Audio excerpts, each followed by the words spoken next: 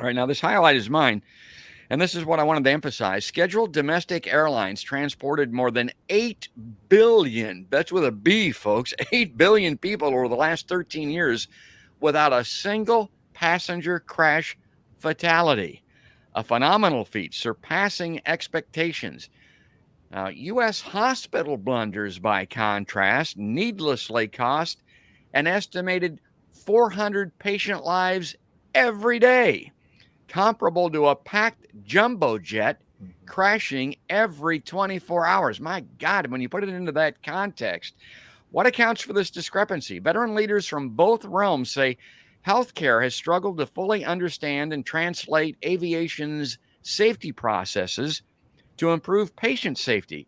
Hurdles include reliance on limited techniques such as checklists, technical difficulties sharing safety data across the industry, and cultural challenges persuading veteran physicians to be more like team players alongside juror doctors, nurses, and other hospital staff. Okay, this goes on, but that gives us the basic idea of this. And Captain, the point of it is some of the things that they can learn, the protocols of pilots in the cockpit, the safety checklists, and those types of things.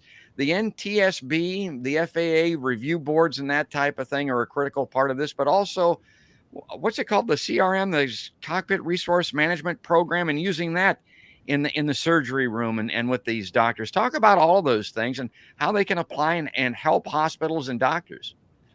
We have been working in aviation safety to include a number of other error intolerant industries, medicine being one, atomic nuclear power being one, public utilities being one, the maritime industry being one.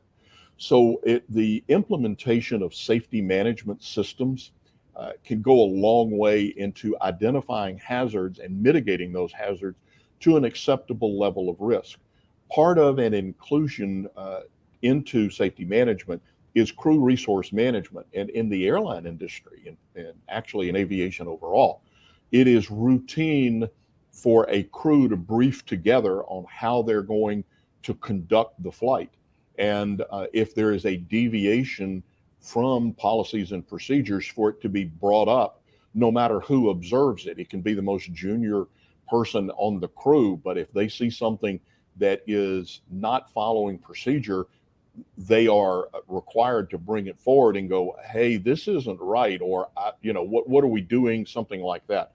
And those sorts of team building has gone a long way to make the aviation industry as safe as it is.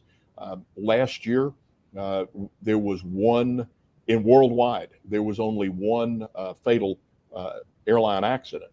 There were none in Europe or North America. So, and we're well into 2022 with the exact same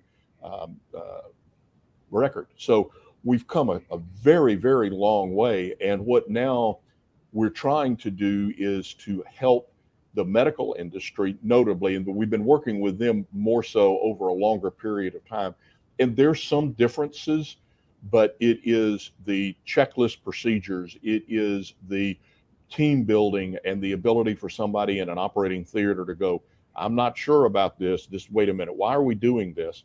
And not be perceived as a challenge to the authority of a physician or a surgeon, but to be an additional input in the interest of safety.